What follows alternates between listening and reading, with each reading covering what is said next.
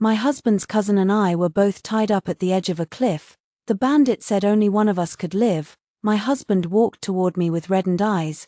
"A man, you jump, it really doesn't hurt. You have practiced martial arts since childhood and grew up in the wilderness. Perhaps you can still survive." So, with tears in my eyes, I pushed him off the cliff. "If it doesn't hurt, then you jump first." My husband, the wind on the cliff was strong, it stings sharply on the face. I stared blankly at Xianxia before me, his outline even somewhat blurred, yet the words he spoke were so clear, each syllable piercing to the bone with a chilling cold. 3 years ago, something similar had happened. Xianxia was brave and skilled in battle, making countless enemies. His enemies dared not seek revenge openly, so they resorted to the most despicable means. They took me to a desolate mountain ridge, forcing him to kneel and kowtow, humiliating his proud spirit to the core. That man of unyielding integrity, without the slightest hesitation, dropped to his knees in the muddy ground. The enemy sneered as he drove the blade into his body. 1 stab, 2 stabs, too many to count. All I remember is that the blood nearly dyed the hillside red that day, yet he just covered my eyes. Not uttering a word, enduring it all in silence. He was unconscious for a full month, and everyone said he wouldn't make it, but miraculously, he pulled through. After waking up, his first reaction was still to comfort me. "A man, don't be afraid, your life is worth 1,000,000 times more than mine. I, Xianxia, swear to heaven that I will never let you be in danger again in this lifetime, unless I die." That vow still echoes in my ears. But now, yet this man, for the sake of another woman, chose without hesitation to let me jump. Seeing that I remained silent, Xianxia stepped closer. Step by step, he reached out to stroke my cheek, his tone gentle, as if coaxing a naive child. "A man, you have the kindest heart, you can understand me, can't you? Xianxia has been frail and sickly since childhood. If she jumps, she certainly won't survive. Believe me, this is just a temporary measure. I will definitely find a way to save you later. I would never truly let you die." I lifted my head, tears blurring my vision. "But my husband, I am already carrying your child in my womb, 2 lives in 1 body. Do you truly want me to jump?" I had originally planned to find the right moment to share this good news with him. Never did I expect to encounter this unexpected turn of events first. I still hold a glimmer of hope in my heart. For the sake of the child, would he perhaps? Upon hearing this, Xianxia looked at my stomach in disbelief. A storm of emotions surged in his eyes, shock, hesitation, and a trace of struggle. He opened his mouth as if wanting to say something. "Cousin's wife," just as he was about to speak, Wei Zishi, standing nearby, suddenly spoke up timidly. "But you just had your period a few days ago." She seemed to have just realized she had said something she shouldn't have. Hurriedly covering her lips with her hand, her eyes brimming with tears, she looked at Xianxia, her voice choked with sobs. "Cousin, please don't make things difficult for my cousin-in-law. Let me jump instead. After all, I lost both my parents when I was young and have no one to rely on. Even if I die, no one would care." She turned her face slightly, tears streaming down continuously. She wishes you and your cousin a long and happy life together." She paused, her gaze sweeping over my abdomen, and added with a bitter smile, "May you have a son soon." With that, she closed her eyes, looking as if she was ready to face death. "Let her go. I'll jump." Xianxia shouted out in agitation. "No, Zishi must not jump." He turned his head and glared at me, the struggle in his eyes completely gone, replaced only by undisguised disgust. "Chu man," he scolded sharply. "When did you become so selfish and vicious? To cling to life, you'd even fabricate a lie about being pregnant. Where is the kindness you used to have? Has it all been eaten by dogs?" He took a step forward. "If you still acknowledge me as your husband, then jump down yourself. Otherwise," I stared at him intently. "Otherwise what? Are you planning to push me down with your own hands?" His eyes flickered for a moment, avoiding my gaze, his tone stiff. "Don't blame me. A man, I have no other choice." Tears silently streamed into the corner of my mouth. "It's so bitter." The last glimmer of hope in my heart was completely shattered. I nodded, as if all my strength had been drained away. "Okay," I heard my own voice say. "I promise you, I'll jump." Shen Jingyan breathed a sigh of relief as if a heavy burden had been lifted. Good, that's my dearer man. I spoke softly, my tone pleading. Husband, I have only one request. Can you hold me one last time? A flicker of impatience crossed his face, but perhaps as a reward for my compliance, or perhaps to settle this matter as quickly as possible. In the end, he still reached out and drew me into his embrace. Ah man, don't worry, I won't really let you die. I will definitely find the best doctor to treat you. Trust me, this embrace was once my entire world, broad, warm, it could shield me from all the storms of the world. Only now do I realize that after leaving him. It never rains outside. I had already quietly untied the ropes. I was just waiting for a good opportunity to save Wei Jishi. Now it seems completely unnecessary. The bandit beside me had clearly lost patience. He held the knife to Wei Jishi's neck and cursed fiercely. Damn it. What's with all this dawdling and acting out a life and death farewell? Are you going to jump or not? If you don't jump now, I'll kill this little beauty right away. No, Shen Jingyan panicked and let go of me. At this very moment, I grabbed his wrist and forcefully pushed him toward the cliff. His pupils suddenly dilated, his face filled with panic, but he no longer had the chance. Watching his figure plummet rapidly, I let out a light laugh. If it doesn't hurt, then you go first, my husband. The cliff was bottomless. Shen Jingyan's piercing screams echoed for a long time. This sudden turn of events left the other two frozen in place. Wei Jishi was the first to react. She immediately shed her fragile demeanor, pushing the robber aside with force. She screamed and lunged at me. Chu Man, you venomous woman, how dare you kill my cousin? I'll make you pay with your life. I had been prepared and deftly sidestepped to avoid her. My gaze fell on her wrist, which was raised by her movement. Soft as if boneless, with smooth and delicate skin. Not a single red mark in sight. Not like me, my skin already rubbed raw by the ropes, still oozing blood. The last trace of hesitation in my heart vanished completely. Since you're so reluctant to part with him, then go and keep him company. I reached out, grabbed her hair bun, and dragged her to the edge of the cliff.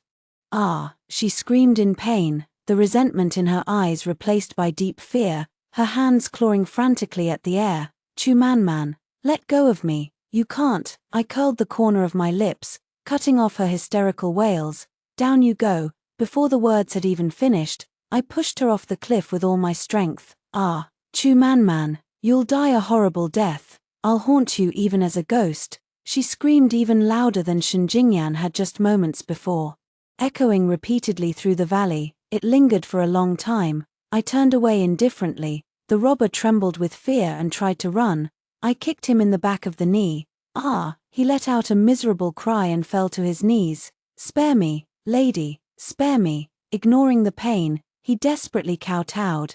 It really has nothing to do with me. It was all that venomous woman just now who ordered me to do it. To save his life, he confessed everything. She secretly found me a month ago and gave me 200 taels of silver as a deposit.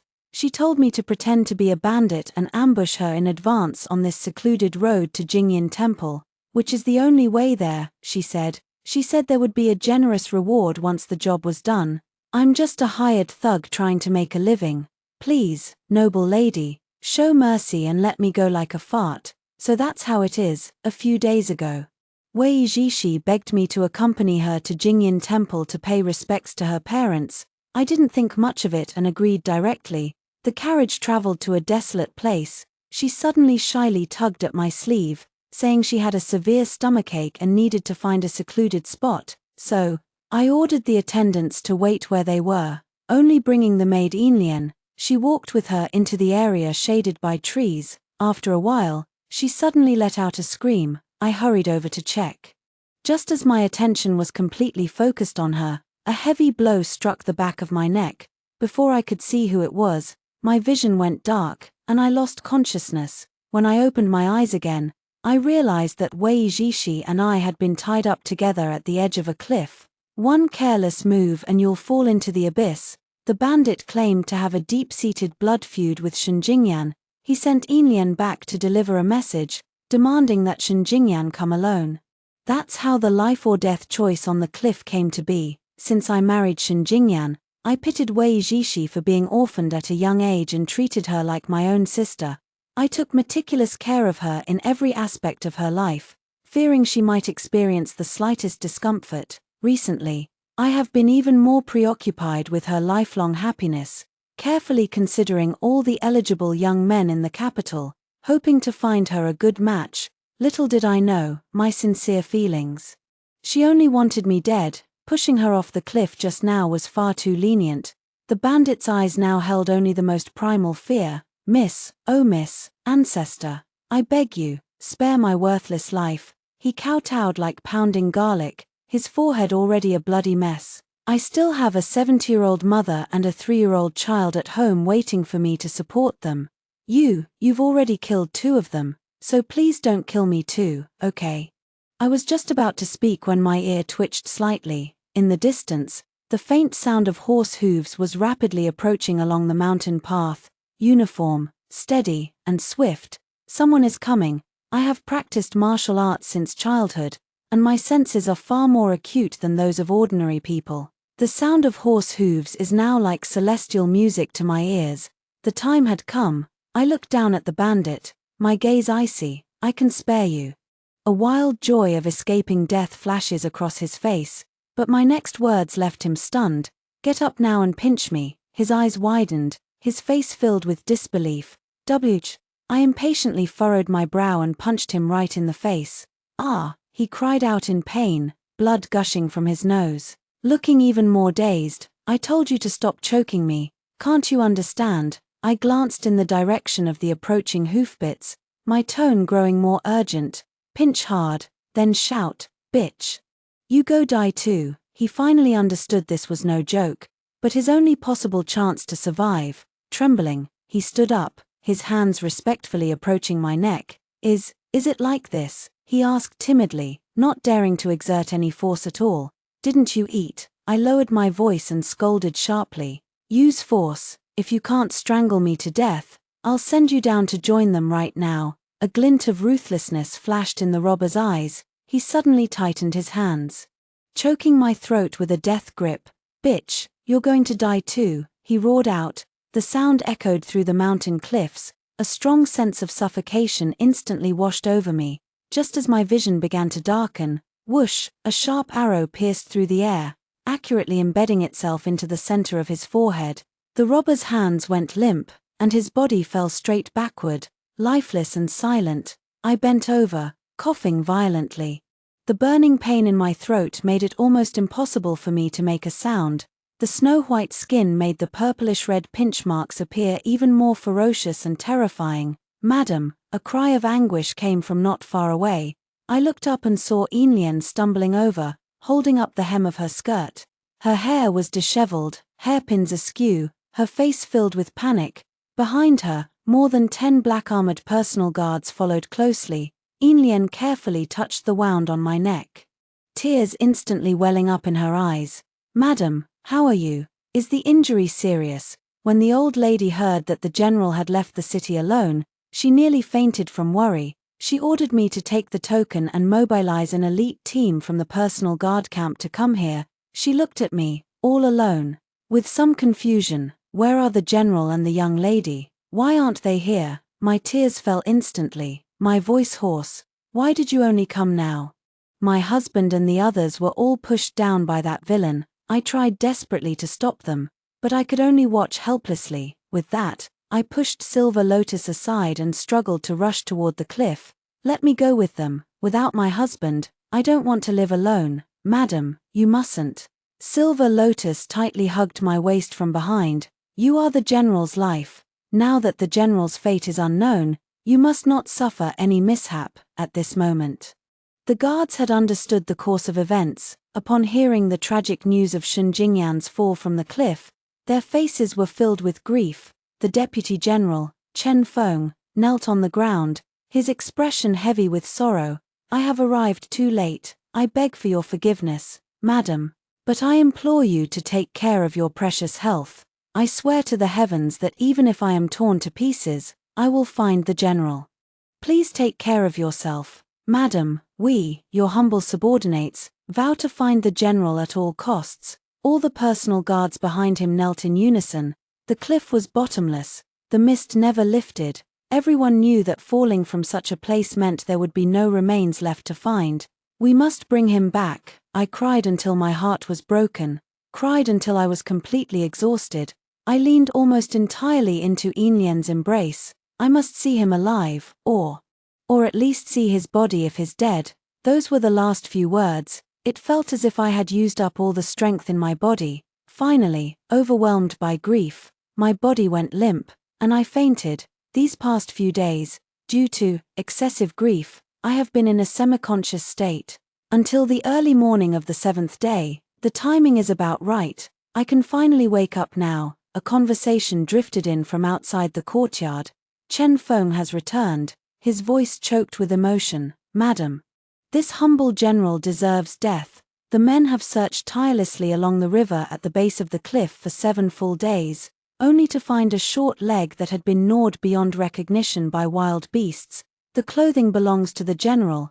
The surrounding area is stained with blood. I fear the general has met with misfortune. His remains may have been taken by the mountain beasts." Before the words had even finished, the courtyard fell into a deathly silence for a moment. The mother-in-law let out a heart-wrenching wail. This was followed by the sharp sound of cups and saucers shattering on the ground, and the panicked cries of the servants. Madam, what's wrong with you? Quick, hold her up, pinch her philtrum. Doctor, go fetch a doctor, quickly." Amidst the chaos, I let out a weak cough at just the right moment. Silver Lotus, who had been keeping vigil by the bedside, immediately rushed over, a mix of surprise and joy in her voice, tinged with tears. Madam, you're finally awake." Her exclamation caused another moment of silence in the courtyard. This was followed by the sound of hurried footsteps. The door creaked open with a soft groan. My mother-in-law appeared in the doorway. 2 maidservants struggled to support her, one on each side. Only 7 days had passed. She seemed to have aged at least 10 years. A few strands of her once meticulously combed silver hair had come loose, clinging messily to her cheeks. Her once straight spine was now hunched, and she could barely stand without the support of her maid. "Ah man, you're finally awake." Her voice was broken and hoarse, almost out of tune. I struggled to prop up my weak body, my face filled with urgency. "Mother, I think I just heard the voice of Deputy General Chen. Has he returned? Did he find my husband?" "My husband is fine." "Right." I reached out and grabbed my mother-in-law's sleeve, like a drowning person clutching at the last piece of driftwood. My mother-in-law tightly grasped my hand in return, her fingertips icy cold and trembling violently. She looked at me, shaking her head sorrowfully as tears fell. "Yanga, he won't be coming back." I seemed not to understand her words. Blinking in confusion, she murmured, "What do you mean by can't come back?" "Mother, what are you saying? I don't understand." Then, as if suddenly realizing something, frantic, I tried to throw off the covers and get out of bed. "You lied to me. My husband would never abandon me. I must go find him." "No, a man, listen to me." My mother-in-law pressed down on me with all her strength, her voice hoarse. "I have already lost Yanga. If anything were to happen to you, it would be the death of me." She tightly gripped my hand, as if afraid I would vanish if she let go, her gaze falling on my stomach. "A man, even if not for yourself, you must think of the child in your belly. The doctor confirmed it just yesterday. You are nearly 2 months pregnant. This is the only flesh and blood Yanga has left in this world. A man, be good, for the sake of this child, you must take care of yourself." I felt as if struck by lightning. All my struggling movements came to a halt. I slowly lowered my head in disbelief, looking down at my still flat abdomen, my gaze filled with confusion. "Child," I repeated in a daze. "Yes, it's your child with Yanga." My mother-in-law held me tightly, desperately trying to dissuade me. "Our man, from now on, the 3 of us, grandmother and grandchildren, will truly have to rely on each other." I trembled as I reached out my hand, carefully placing it over my lower abdomen. In the next moment, immense grief seemed to finally find an outlet. I burst into uncontrollable sobs. As I cried, my eyelashes fluttered, and my body went limp, collapsing backward. The mother-in-law's frightened voice rang out, "A man, hurry. Get the doctor here quickly. No one saw. The corner of my mouth lifted almost imperceptibly. The troops sent by the imperial court continued their search at the base of the cliff for over 10 more days. The terrain there was extremely treacherous. Sheer cliffs stood like a forest, deep ravines churned with swift currents, and wolf tracks were frequently spotted, making it a place rarely visited by humans. Xianxia had virtually no chance of survival, left with no other choice. The Shun family had to place the recovered severed leg into the coffin as a substitute for the body. Barely managing to hold a funeral, the imperial court's posthumous decree arrived at the Marquis's residence at noon on the day before the official funeral. At that time, white funeral banners hung low in the mansion, and the atmosphere was heavy and somber. A palace eunuch hurried over, holding a bright yellow silk scroll, dressed in heavy mourning attire, my face pale. I knelt at the very front of the mourning hall, supported by Enlian. The eunuch's sharp, high-pitched voice rang out. First, he recalled Xianxinyan's illustrious military achievements, lamented his untimely death, and specially posthumously conferred upon him the title of Marquis of Loyalty and Valor, granting him the honor of a grand burial. Immediately after, I was mentioned. Shenmen Chu, gentle and virtuous in nature, her conduct in accordance with the laws and standards. She has fulfilled the affection of a loving couple towards her husband and observed the rites of filial piety and fraternal duty towards her mother-in-law. Her virtuous and prudent character makes her a model for women. Now, having suddenly lost her husband, she is overwhelmed with grief, and all who hear of it are deeply moved. Our heart is filled with compassion. We hereby decree that she be enfeoffed as a first-class chaste and reverent lady, to receive double the stipend, and be granted a phoenix edict and a golden seal, to honor her virtue and comfort her heart. The two characters chaste and reverent carry a weight heavier than 1,000 pounds. They represent the highest honor for a chaste widow, shielding me from any potential criticism in the future. The eunuch paused briefly. His gaze fell upon my belly, and his tone softened even more. Furthermore, in recognition of the loyal and brave Marquis's meritorious service to the state and the pitiable state of his lineage, a special grace is hereby granted. If the child left in the womb by the lady is a son, he shall immediately be established as the heir to the loyal and brave Marquis and shall inherit the title upon reaching adulthood. If it is a daughter, she shall be granted the title of Yongle Junju, with a fief of 1,000 households, and shall enjoy the ceremonial privileges of a princess. This is to continue the line of loyal and virtuous subjects and to console the souls of fallen soldiers. I looked up in shock, my eyes filled with gratitude, and deeply kowtowed toward the direction of the imperial city. Thank you for your majesty's great grace. Long live, long live, long live the emperor. As I rose to my feet, my body swayed, and I could barely stand steady. Fortunately, Silver Lotus was there to support me in time. Behind me, my mother-in-law was already weeping uncontrollably. The Emperor's grace is boundless. Ah man, this is what Yanga exchanged with his life. It is what you deserve. Tomorrow Yanga will be able to depart with even greater dignity and honor. I dug my nails hard into my palms, tears falling even faster. Yet my heart was filled with wild joy. Xianxinyan, it's so good that you're dead, when he was alive. When did I ever have such dignity, promotion, wealth, and the death of a husband? Truly, every word is a gem, and it does not deceive me. On the day of the funeral, carriages and horses thronged like a dragon at the entrance of the Marquis's mansion. Nobles and officials from the capital all came to offer their condolences. I was dressed entirely in mourning white, my face haggard and worn. To each guest who came to pay their respects, I struggled to express my gratitude.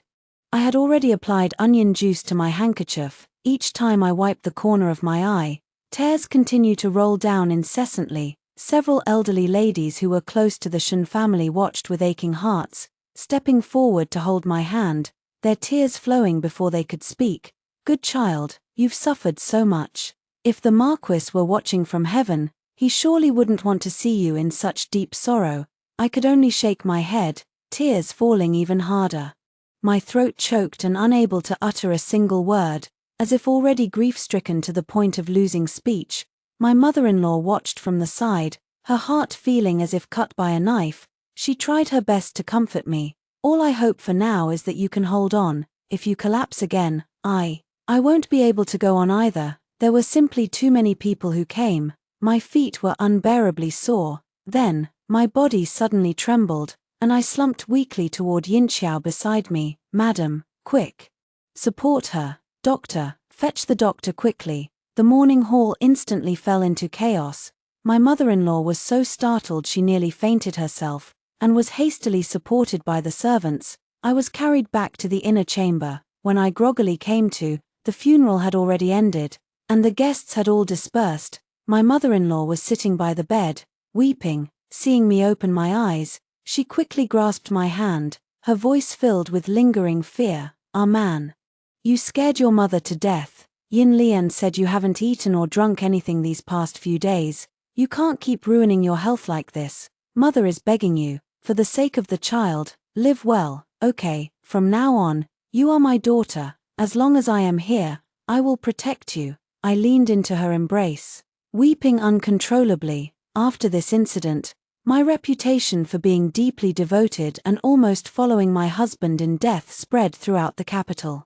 Everyone praised my loyalty and deep affection. After all, over the years, Shen Jingyan and I had been a harmonious and deeply loving couple, as witnessed by all. Who would believe that I would push Shen Jingyan off the cliff? Even my mother-in-law trusts me completely. When I was feeling a bit better, she gave me something to do to help lift my spirits, hand over all the household management tokens and the keys to the storerooms to me.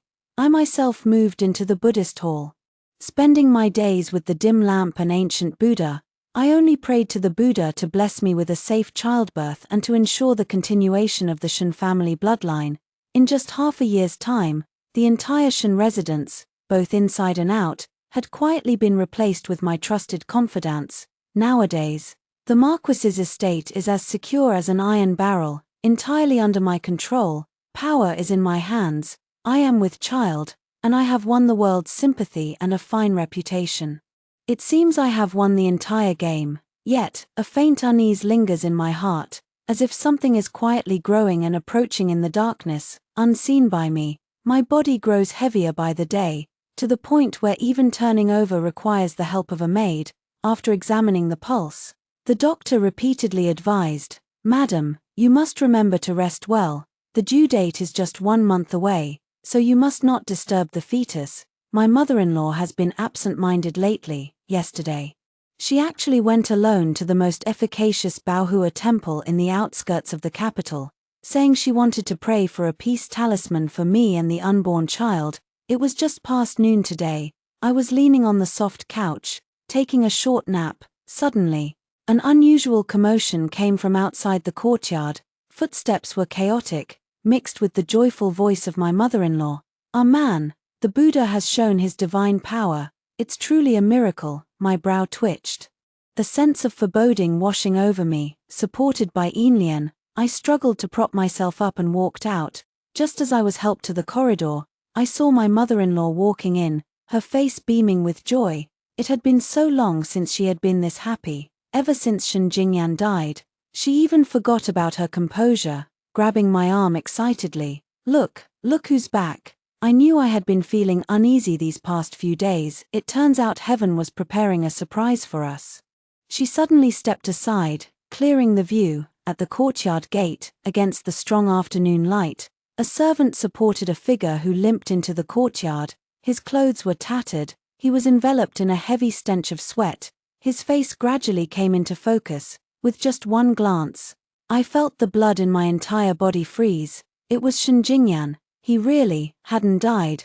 That once handsome face was now completely ruined by a hideous, twisted scar, splitting from the left temple. It ran through the brow bone and the bridge of the nose, all the way down to the right lower jaw, with the flesh torn open, resembling a purplish-black centipede, and beneath his tattered robe, the left pant leg hung empty. He leaned his entire body against the servant. Every movement seemed exceptionally laborious. He raised his head, staring fixedly at me, his voice hoarse. "Madam, I have returned." My legs went weak, and I was fortunate that Yinlian supported me in time, barely preventing me from collapsing to the ground, but the color had long since drained from my face. His gaze slowly drifted downward, finally settling on my prominently swollen belly. He curled the corner of his mouth extremely slowly, the scar twisting along with it, making him look even more terrifying. You've truly worked hard, my lady. During my absence, my mother-in-law was completely immersed in the ecstasy of having recovered what was lost, utterly unaware of the eerie atmosphere. She was so moved that she kept wiping away tears. Yes, Yanga, you've returned just in time. You'll be able to witness the birth of the child with your own eyes. This truly is a double blessing. It must be your father's spirit in heaven watching over us, bringing our family together. Overwhelmed with joy, she quickly added. You two have been apart for so long, you must have endless things to say to each other. I won't be in the way here. I'll go to the ancestral hall to offer incense to our ancestors and share this wonderful news with them. With that, she quickly led the servants out of the room. Inlian looked at me with concern. In the end, she was still pulled out by her mother-in-law. She even considerately closed the courtyard gate gently. The courtyard was eerily quiet, even the sound of the wind had stopped. I involuntarily took a step back. Xianxia watched my movement and let out a low chuckle. He leaned against the pillar, his empty pant leg swaying slightly. He hopped forward, step by step, until he stood right in front of me. Madam, he grinned, the scar on his face twisting like a centipede, revealing a mouthful of yellow teeth. Didn't expect that, did you? Such a high cliff, and I didn't die from the fall. Not even the wild beasts in the mountains could finish me off. He reached out, pinched my chin, and forced me to lift my head. These past few days, I have truly missed you terribly. He leaned in closer, his murky, hot breath hitting my face. Thought of you so much it aches in every bone. Couldn't sleep a wink at night, and as soon as I close my eyes, it's all your face, my lady. I clenched my teeth tightly, forcing the words out from the depths of my throat. What do you want? He slowly caressed my face, his tone growing even gentler. Do you know what it feels like to have a home you can't return to, a door you dare not knock on, hiding in the shadows like a rat in the gutter, watching you shine? My heart sank. So he knew all along. He has been hiding in the shadows, watching all along. That's right, how could I possibly feel at ease? As long as Xianxinyan's body remains unfound, I will be on pins and needles, unable to eat or sleep peacefully. Everyone outside praises me for being deeply devoted and unwaveringly loyal. Unable to accept the fact of my husband's death, and repeatedly sending people to search desperately. What a profoundly moving and heartfelt affection. But only I know the truth in my heart. I just want to silence him for good. His gaze lowered, settling on my round belly. Complex emotions churned in his eyes. Scrutiny, calculation, but mostly hatred. When he looked up again, his hand pressed against my belly. At that very moment, the baby in her belly suddenly gave a fierce kick. He felt it clearly against his palm. He paused for a moment, then he let out a sinister laugh. Madam, look, he is quite delighted to see his own father. I forcefully slapped his hand away, staggering backward in a frantic retreat, my hands tightly shielding my belly. He was in no hurry either, dragging his empty pant leg forward another half step, enveloping me once more in his shadow. My lady, do not be afraid. He stared at my deathly pale face, the corners of his mouth stretching even wider.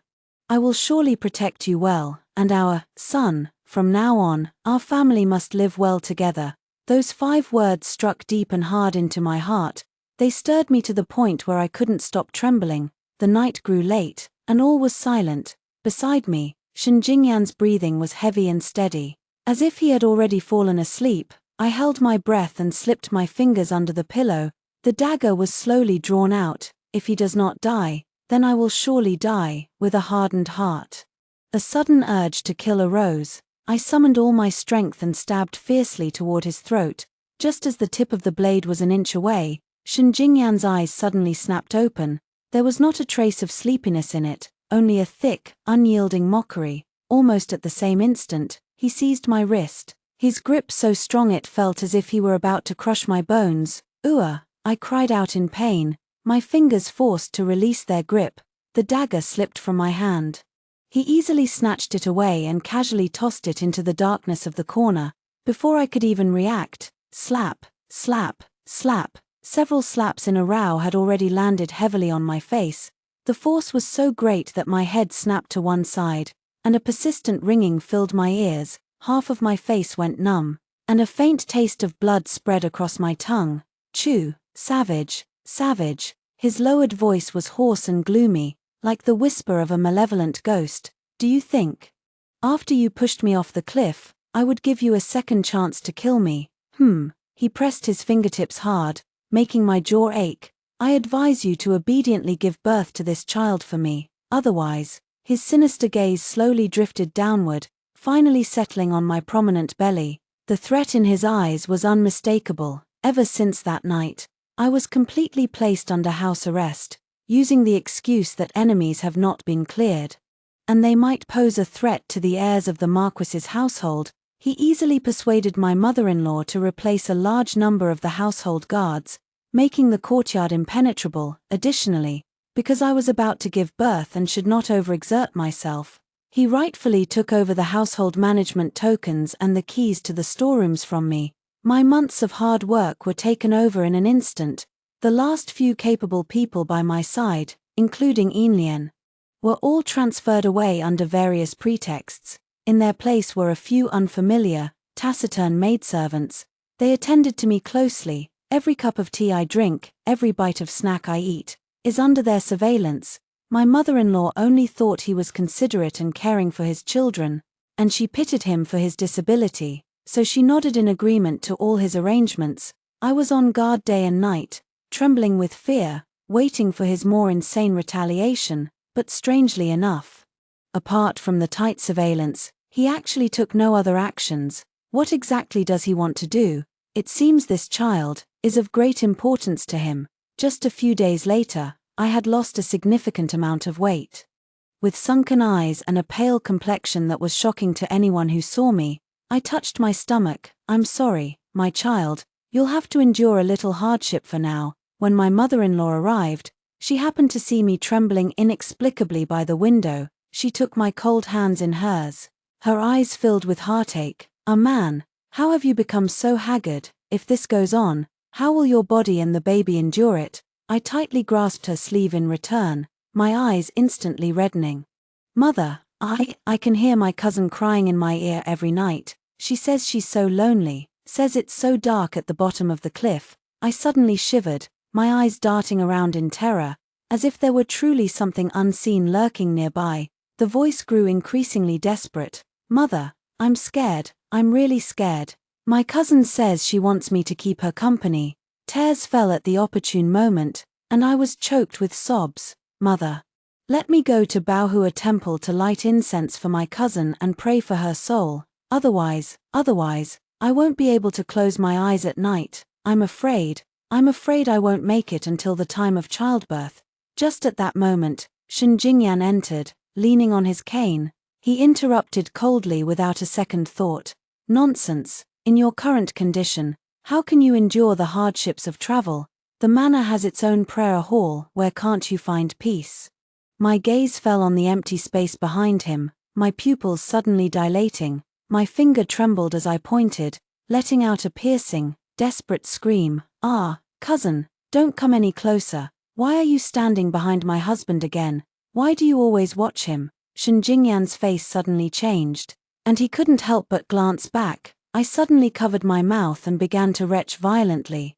Man, my mother-in-law was terrified and quickly supported me, her voice sharp and stern. Doctor.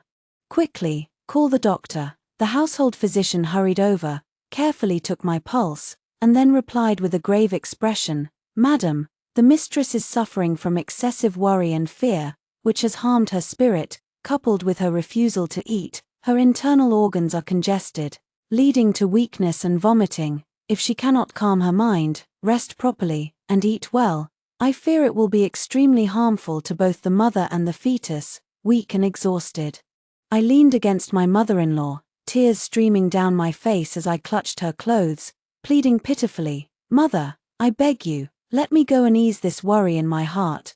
Perhaps then I'll be able to eat something. Seeing this, my mother-in-law hesitated no longer. Go, you must go. I'll make the arrangements right away and personally accompany you to Baohua Temple tomorrow.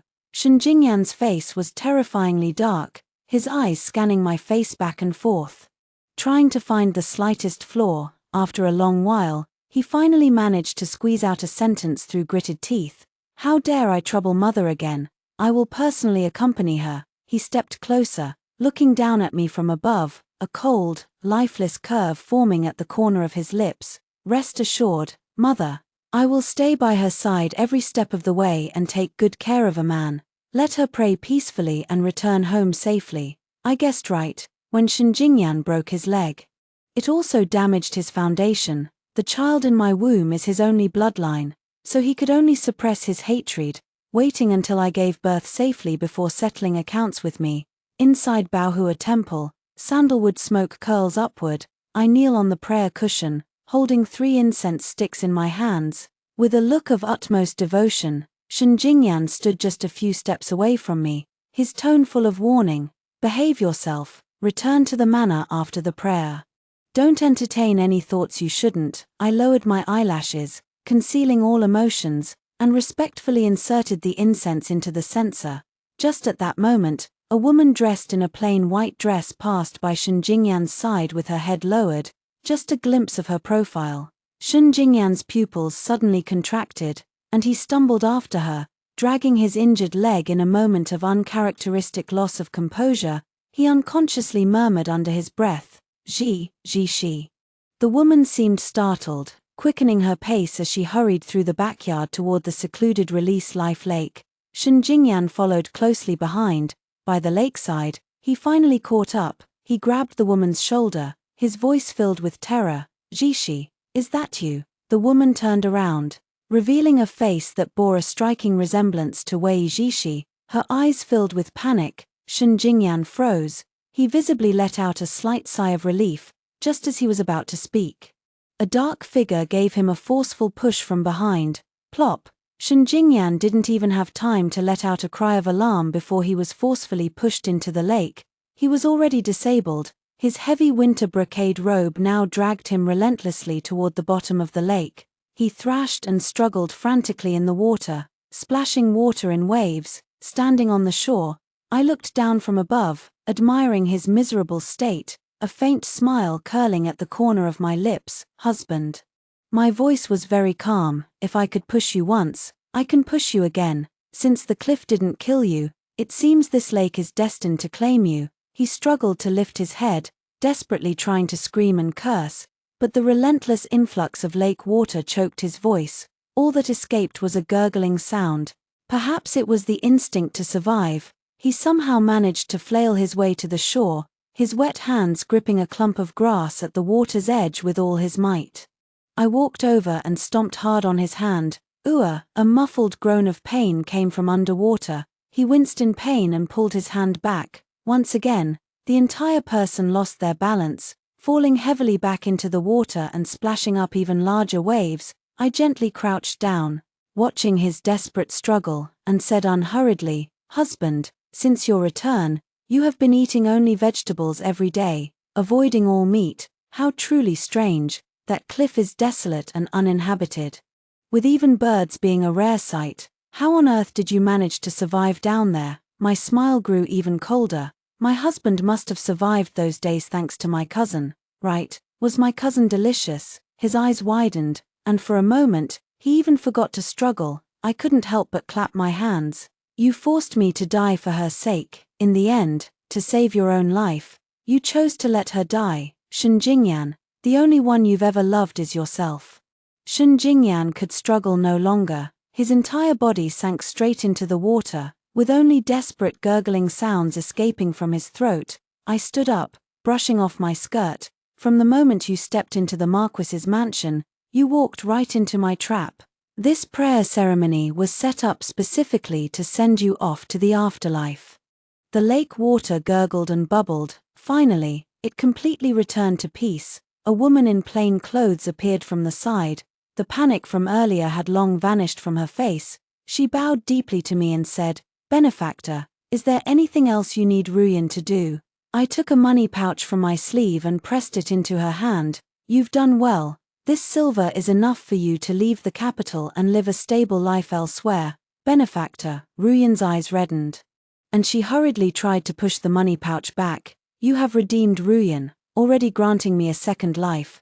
This money, Ruyan absolutely cannot." I raised my hand to stop her words. "Take it, this is not payment, it is the price for your silence. You have never seen me, and I have never seen you, understand?" Upon hearing this, Ruyan trembled all over and immediately grasped the stakes involved. She no longer refused, clutching the money pouch to her chest. Then stepped back 2 paces and bowed deeply to me, knocking her head 3 times on the ground. "Take care, my benefactor. I will repay this great kindness in my next life." With that, she quickly stood up, turned, and walked away. Ruyan was a hidden piece I had planted several months earlier. In order to search for Xianxinyan's whereabouts, I did not even spare the soft red pavilion. After all, this is the most well-informed place in the capital, while my people were secretly investigating. They happened to witness Ruyan, who was about to hang herself due to unbearable humiliation. Her gambler husband, Ruyan, had incurred a massive debt and sold her into this pit of fire to pay it off. What a coincidence! She bore a striking resemblance to Wei Jishi, with 7 parts of her eyes and brows alike. So, I ordered someone to redeem her and settled her in a hidden place. I always felt there would come a day when she would be of use. Xianxinyan is indeed clever. He has been hiding in the shadows, waiting for the right moment to act, but he doesn't know. It was also my arrangement for my mother-in-law to go to Baohua Temple alone. As the due date approaches, I absolutely cannot allow this hidden danger to remain by my side. I must force Xianxinyan to show himself. Does he think that as long as he openly acknowledges his mother-in-law, I will be powerless against him? Joke. Today is the tailor-made killing game for him. Most of the new servants he replaced after returning have been taken care of by Silver Lotus. The remaining few loyal servants, perfectly serving as the eyewitness for today's events, Silver Lotus appeared silently by my side, steadily supporting my arm, and whispered softly, "Madam, everything is in order." No one saw. She helped me quickly make our way back to the inner chamber of the meditation room in the temple, specially prepared for women, through a hidden side corridor. The windows are bright, the tables clean, the sandalwood incense is faint and subtle. "Proceed as planned," I whispered in a low voice. "Yes." Silver Lotus swiftly changed me into a set of plain clothes. Then, she turned back the way she had come. Once again, I was left alone in the meditation room. Outside the meditation room, the servants of the Marquis's household were still waiting. They thought I had been quietly copying scriptures in the inner chamber, praying for the unborn child. About half an incense stick's time later, Mammy Chang gently knocked on the door, her voice respectful. "Madam, it's getting late. The abbot of the temple has sent someone to ask if you would like to have some vegetarian meals at the temple before returning to the mansion." Mammy Chang was an old servant of the Shen family and, more importantly, the most trusted confidant of her mother-in-law. She had worked as a midwife in her early years and was highly experienced in matters of childbirth. My mother-in-law insisted on having her accompany us this time precisely to guard against any sudden emergencies I might have. The room fell into complete silence. Nanny Chang raised her voice a bit more and called out twice. Only silence responded to her. A sense of unease immediately rose in Granny Chang's heart. Without thinking too much, she tentatively pushed open the door. She saw me slumped beside the soft couch, my face pale, my forehead covered in cold sweat, clutching my stomach in pain. The skirt beneath her was already soaked through. "Oh no, this is bad," Nanny Chang cried out in alarm. "Someone, come quickly, the mistress's water has broken, she's going into labor, hurry, go fetch the midwife, go inform the Marquis." It was as if a pot had exploded outside the door, the servants' cries of alarm, the sound of running footsteps, and the clattering of utensils all blended together in a chaotic mess. It hurts so much, husband." I curled up into a ball from the pain. "It's not an act, this time it's real." I had already calculated the timing and taken the secret labor-inducing medicine. Now, real contractions are coming wave after wave. The pain is utterly genuine. A woman in the midst of a difficult labor is more easily cleared of suspicion. Moreover, That secluded lake, devoid of people, was the perfect burial ground. I clenched my teeth, allowing the servants to hurriedly settle me in place, awaiting the arrival of new life, still waiting. For the news of Shen Jingyan's death, struggled for 2 full days and nights. Finally, the cry of a baby rang out. I lay collapsed in the soaked bedding, without even the strength to lift a hand. Nanny Chang carefully carried over that wrinkled little bundle of flesh. "Look, madam, it's a young master. His eyes and brows resemble yours." I forced my weak body to prop itself up, gazing greedily at that tiny life. The emptiness in my heart seemed to have been completely filled. Just as I was about to touch his cheek, a sudden commotion erupted outside the door. A young maid rushed in, her voice trembling with fear. "Madam, something terrible has happened. The lake, the Release Life Lake, something has floated up. It's the Marquis's body." The room fell into a deathly silence. I stood frozen in place, my pupils contracting. The next moment, my body went limp and I collapsed backward, fainting from the heart-wrenching agony. The acting was so convincing that I almost believed it myself. When I woke up again, I had already returned to the Marquis's residence. Nanny Chang was by the bedside, and when she saw me wake up, she was both overjoyed and sorrowful. "Madam, you're finally awake. You must restrain your grief. The young master still needs you," she told me with a sob. Upon hearing the news of Shen Jingyan's death, my mother-in-law spat out a mouthful of blood on the spot and never got up again. 2 groups of the most skilled imperial physicians from the palace came, but they all shook their heads and sighed. They say there is no sorrow greater than a heart that has died, a sign that the oil is exhausted and the lamp is about to go out. I fear it will be just a matter of days now. My heart was filled with complex emotions. Towards my mother-in-law, I always carried a sense of guilt. To be fair, since I entered the family, she has treated me quite well. But Shen Jingyan must die. This is not just for me, but also for my child. Holding my sleeping baby in swaddling clothes, I dragged my weakened postpartum body to my mother-in-law's bedside. The once dignified old lady now lay withered in the silk quilt, her breath faint. Only when she saw the child in my arms did a faint glimmer appear in her clouded eyes. With great effort, she raised her hand, gently touched the baby's cheek, and revealed an extremely weak smile. Good child. Have you chosen a name?" I shook my head, tears in my eyes. "Mother, you should choose the name. The name you give will bring the most blessings." My mother-in-law's gaze drifted past me, looking into the void as if seeing a faraway place. She pondered for a moment. "Let's call him Shen Yuan. May he protect our Shen family and live a lifetime of peace. I hope that in the future, he can distinguish right from wrong, be kind and upright, and protect his mother well. He must not follow in his father's footsteps, making mistakes that lead to utter ruin, and ultimately, betraying all those who loved and trusted him." I suddenly looked up, staring at my mother-in-law in disbelief. She actually knew everything. Her hand slowly slid down, gently grasping mine. There was no resentment in her eyes, only endless exhaustion. "A man." Her voice was so weak it was almost inaudible. "I don't know exactly how Yang pushed you to that point, but if it drove you to such lengths, it must be a grave sin on his part. I cannot forgive what you have done, but I, too, cannot blame you." Her gaze fell upon Shen Yuan. "Let it end today, all grievances. Let them be buried with me, laid to rest." She tightly squeezed my fingers, her eyes filled with pleading.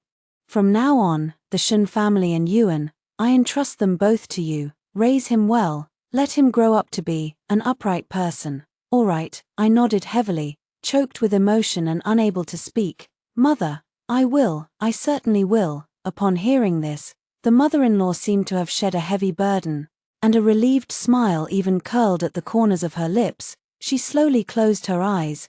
The mother-in-law had guessed the truth, yet in the end, she chose silence, choosing to protect me. To protect her only grandson, to safeguard the last vestiges of dignity and the future of this Marquis household, she personally settled the case with the authorities and the outside world, attributing everything to an accident. Holding Shen Yuan, I slowly knelt down before the bed. Tears streamed down uncontrollably. Shen Yuan seemed to sense this immense sorrow. Suddenly, he burst into loud sobs. All the past events have now become the past. From now on, I will take charge of this deep courtyard of the Marquis's mansion, and it will be inherited by my son. After hearing the first story above, what are your thoughts? Feel free to share your opinions in the comments section. Next, there is another similar story. Let's continue to see. The crown prince who once promised to marry me came to propose, but it was to take the orphan girl Chu Yuaning, who was staying in my mansion, as his crown princess. He said, Yuaning is alone and helpless. I promised her the position of crown princess so she wouldn't be bullied. As for Yusheng, you are the legitimate daughter of a marquis's household, noble since childhood. Even as a consort, no one would dare bully you. In an instant, I became the laughingstock of the capital.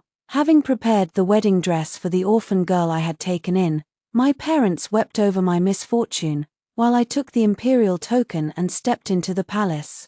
The Son of Heaven on the throne was majestic and dignified, asking me what I desired. I said, Your subject's daughter wishes to become your majesty's woman.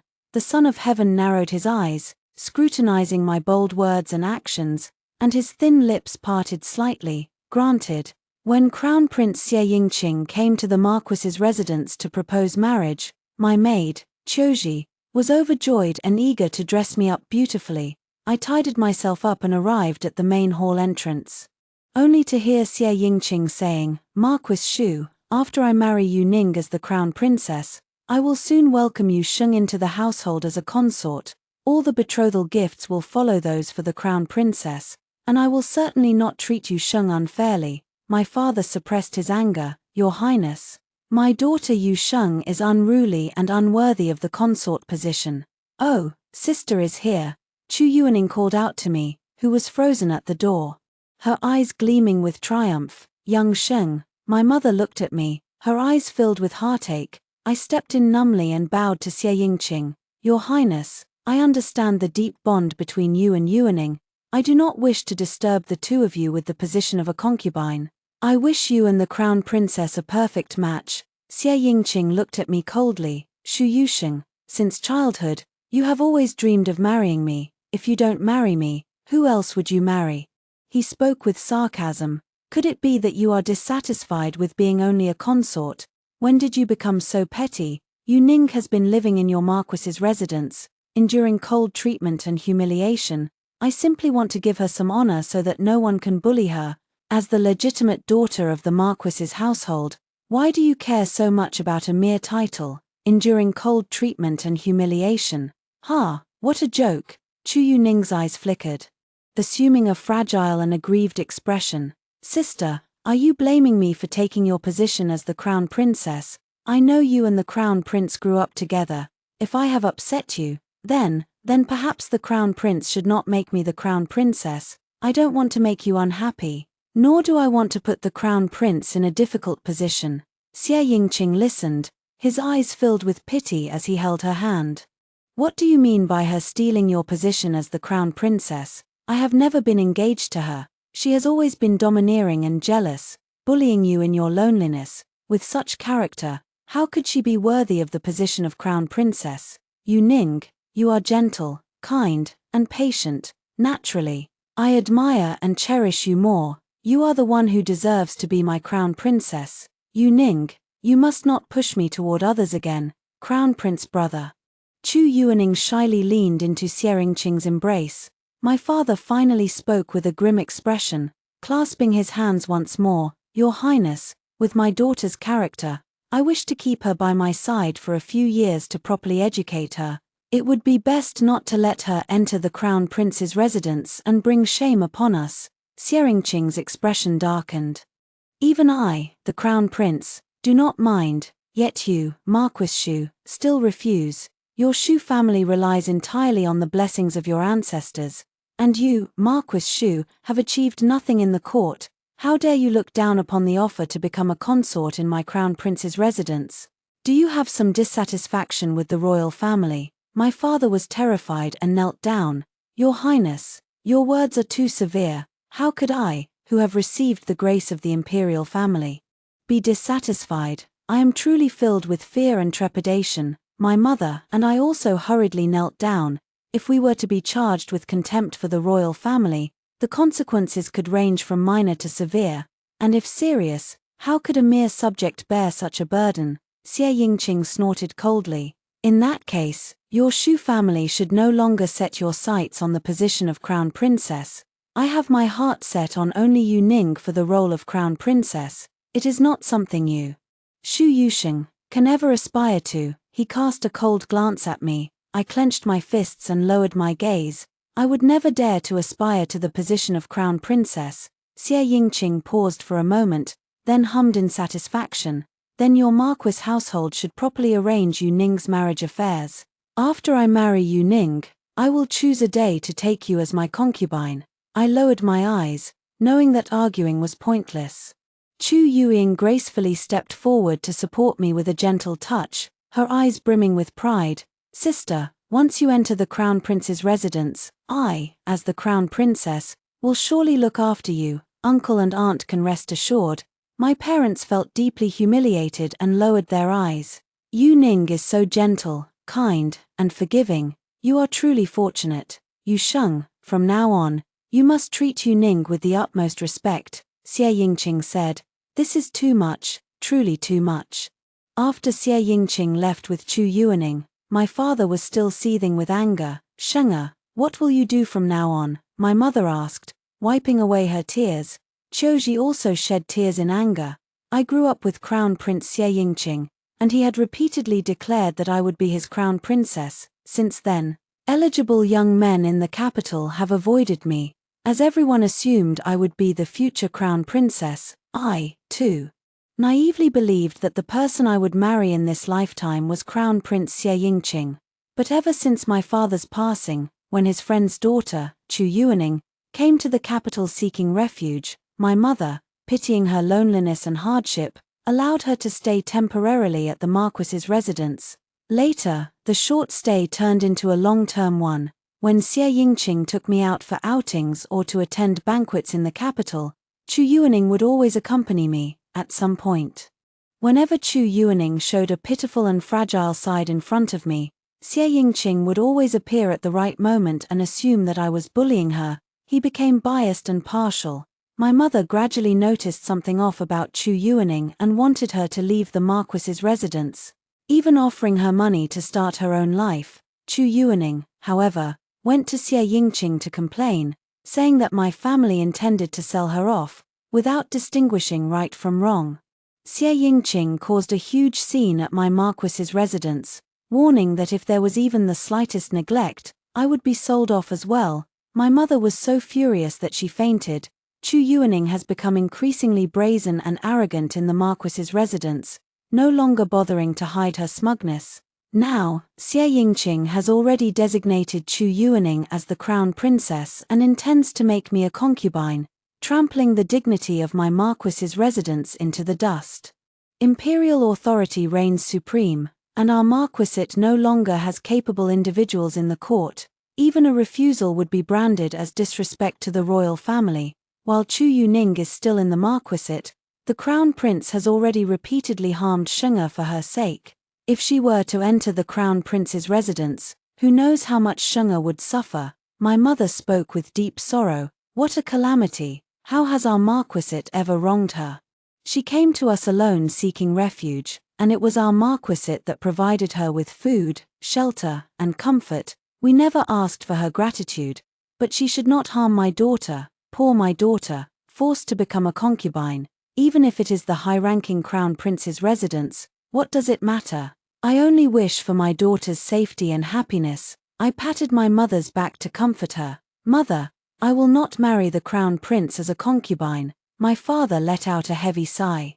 But what can we do now? The current emperor has only the Crown Prince as his son, the designated heir apparent. How can our Shu family oppose him? Even if we refused to marry you off at all costs, no one in the capital would dare to marry you. My mother was on the verge of fainting again. I supported her, my gaze steady. If I must marry him like this, I would rather marry someone else. I entered the imperial palace with the royal token in hand. Inside the hall, I knelt before the emperor.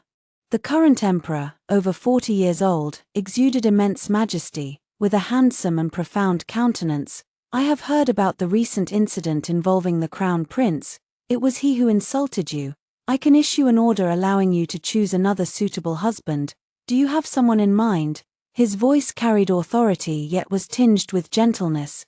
"Chu Yuaning is constantly plotting against me everywhere. With the Crown Prince backing her, she won't let me have an easy time. No matter who I marry, there will be hidden dangers, and it could potentially affect my parents. I don't want them to have it too easy either." So, I raised my eyes and gazed steadily at the emperor. "Your subject wishes to become your majesty's woman." As the words fell, the emperor was taken aback, and the chief eunuch beside him looked up in astonishment. The emperor regained his composure, coughing lightly as if slightly uncomfortable. "Do you know that I am more than 20 years older than you?"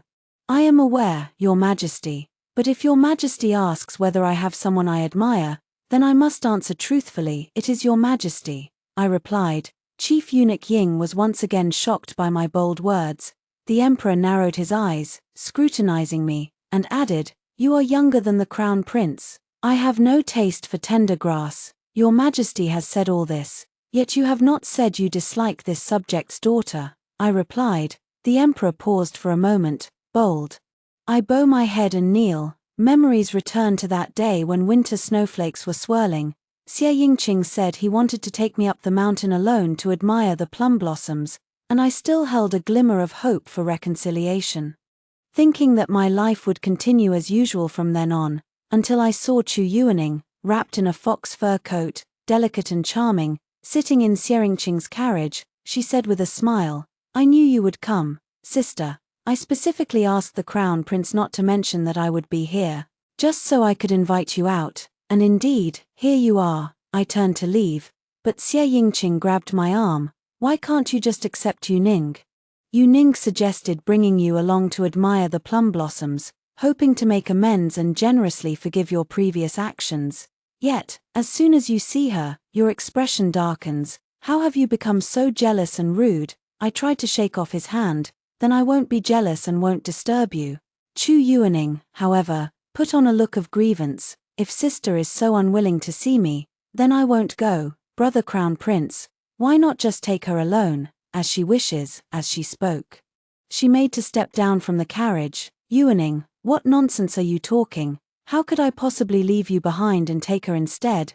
Xie Yingqing quickly stopped her, then harshly pulled me over. "Shu Yusheng, I won't allow you to let Yuaning's painstaking efforts go to waste again. Today, whether you want to or not, you're going." I had no choice at all, being dragged onto the carriage by him. On the mountain, the snow lay pure and white, dotted with red plum blossoms. Xie Yingqing and Chu Yuaning, a pair of elegant figures in fox fur robes, frolicked beneath the plum trees. I quietly distanced myself, reaching out to catch the snowflakes, my breath forming white mist in the air. "Yu Sheng, do you remember years ago, we were here too? I threw a snowball at you, and you pretended to cry before hitting me back even harder." Xie Yingqing suddenly recalled old memories, turned to look at me, his gaze carrying a softness that had been absent for a long time. I was also stunned, looking at him as if he overlapped with the young boy from back then. "Ah!" Chu Yuaning screamed out at this moment. She had inexplicably fallen. "Brother Crown Prince, my leg, it seems to be broken. It hurts so much." Chu Yuaning fell into the snow, tears of grievance and pain welling up in her eyes. "Yuaning," Xie Yingqing hurriedly ran over and picked her up. "It hurts so much. Brother Yingqing, take me down the mountain for treatment quickly." "Woo-woo," Chu Yuanin cried. "All right." Xie Yingqing picked up Chu Yuanin and ran down the snowy steps. I hurriedly followed behind, running as well. There was only one carriage, so I had to go down the mountain with them. However, with heavy winter clothes and slippery snowy paths, I couldn't walk as steadily and swiftly as Xie Yingqing.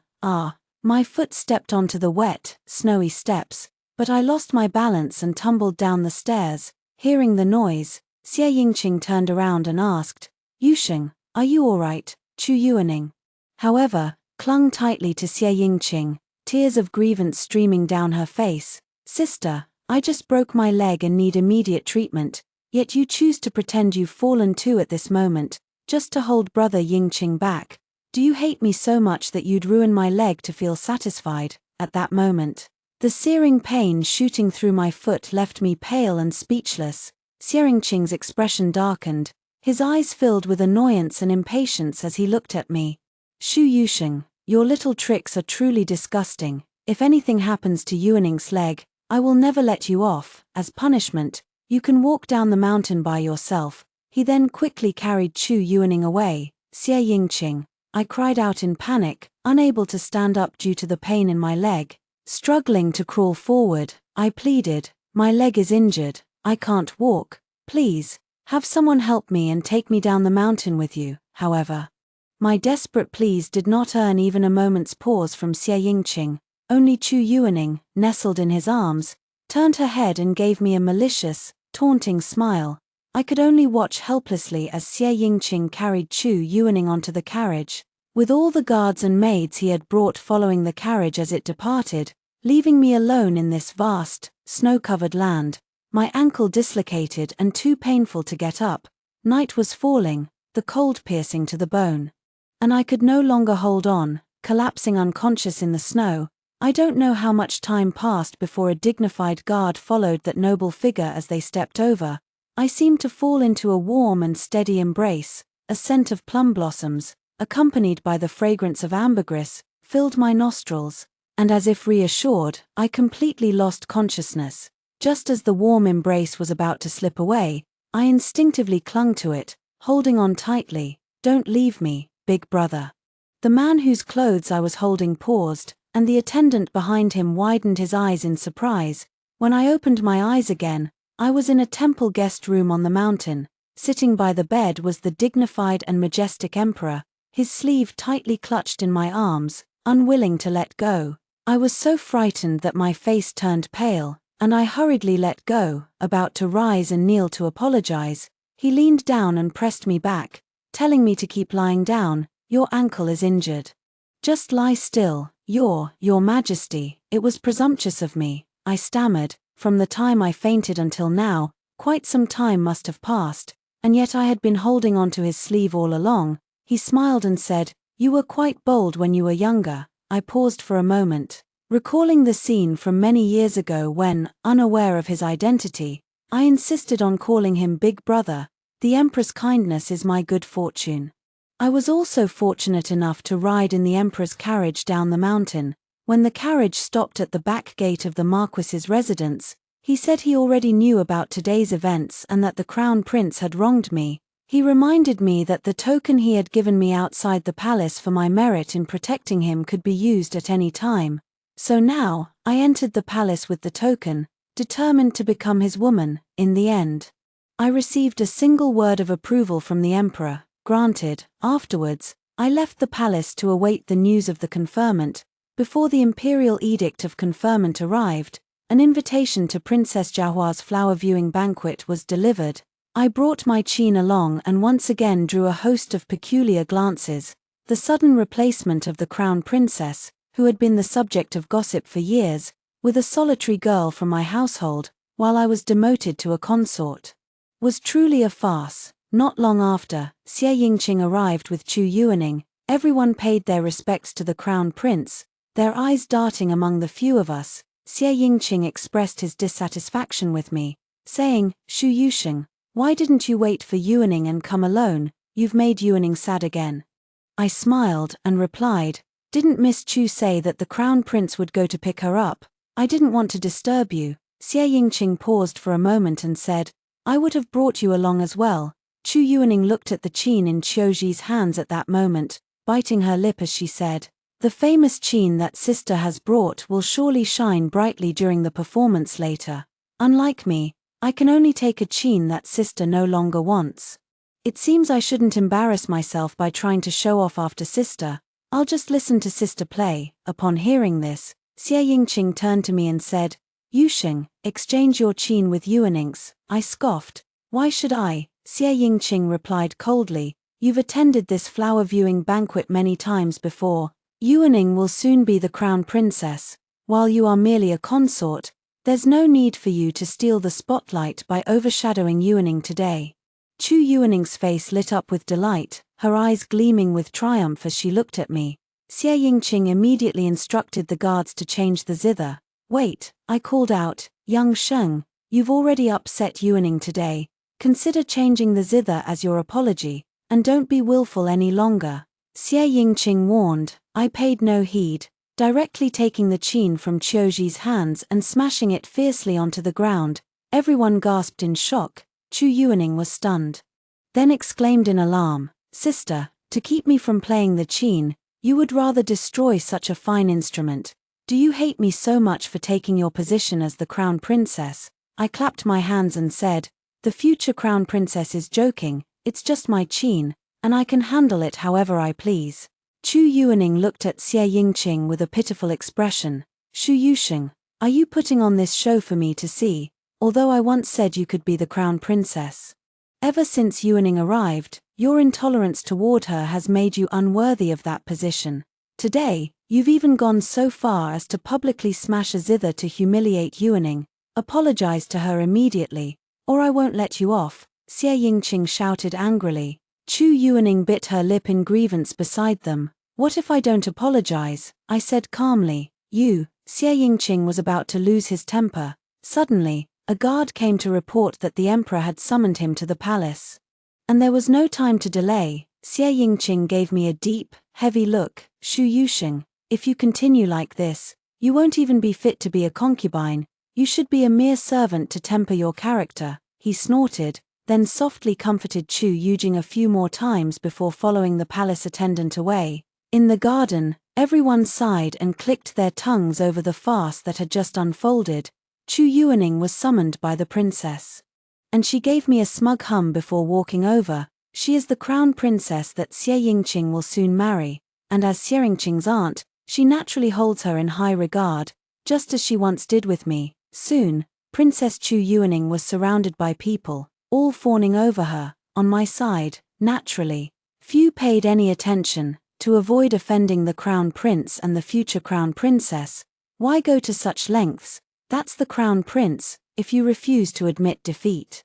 Aren't you afraid of facing endless hardships in the future? Zhu Qingyang, the daughter of the Minister of Personnel who has always been at odds with me but has always competed fairly, clicked her tongue and spoke up on my side. I shrugged. I told you before that the way you treated that orphan girl in your household was disgraceful.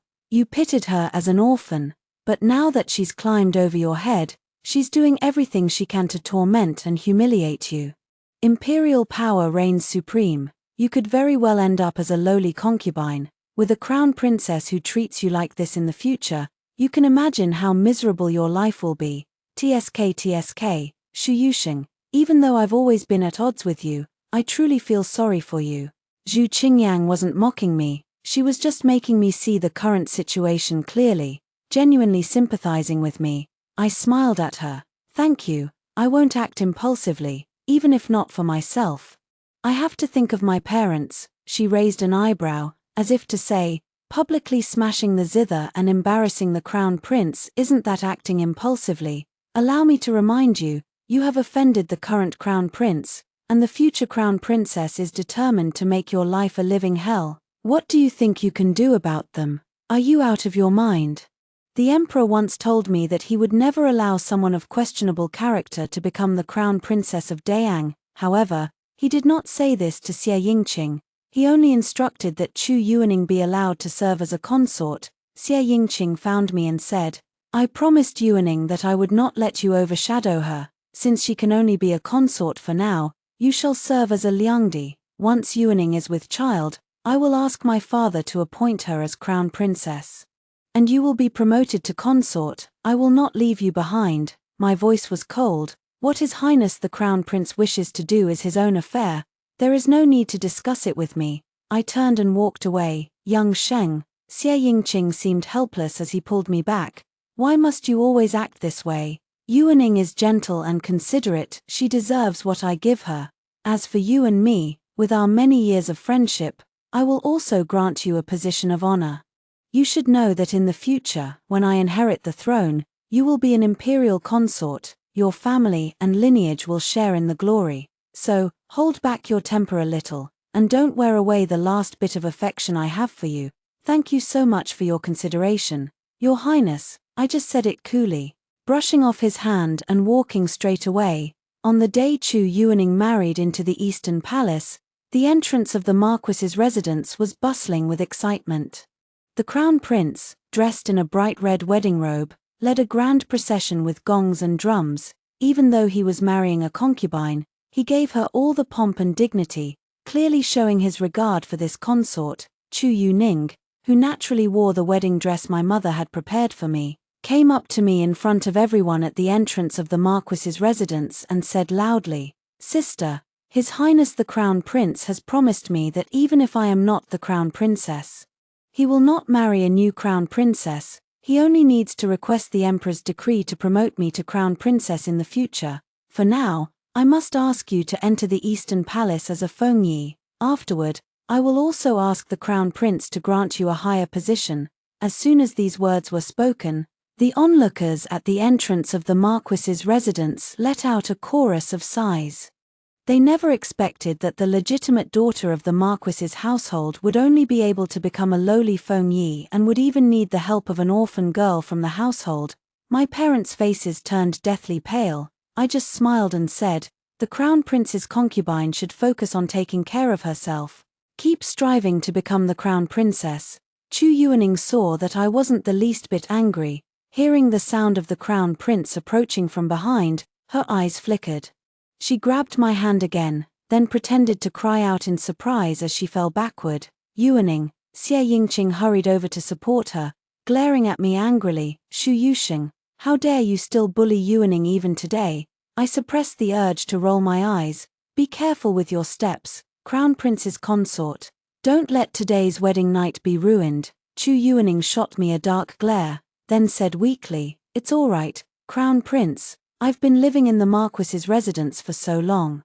I'm used to it. Please don't blame my sister." Xieringqing's expression darkened even further. He said coldly, "Shu Yusheng, I originally thought that making you a low-ranking consort might be unfair to you, but now it seems you truly only deserve to be a consort. In a couple of days, I'll send a small sedan to bring you into the Eastern Palace." Then, he escorted Chu Yuaning, who was secretly basking in her triumph, into the sedan. My parents' faces remained pale and grim. "Yusheng, what will become of you from now on?" My mother wiped away her tears, saying, "My good daughter, delayed until 17 by a mere jest, is now to become a lowly concubine, clearly destined to suffer humiliation from the favored side consort.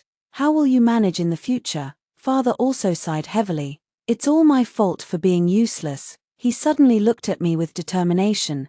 "Yusheng, even if I have to risk my Marquis title, I will go to the Emperor and plead for mercy, begging the Crown Prince to let us go. Our family of 3 will leave the capital and live our lives in peace.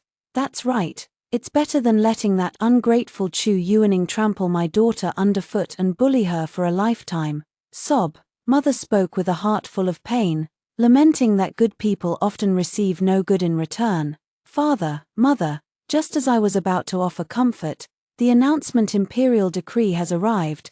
Cut me off. My parents' faces turned even paler.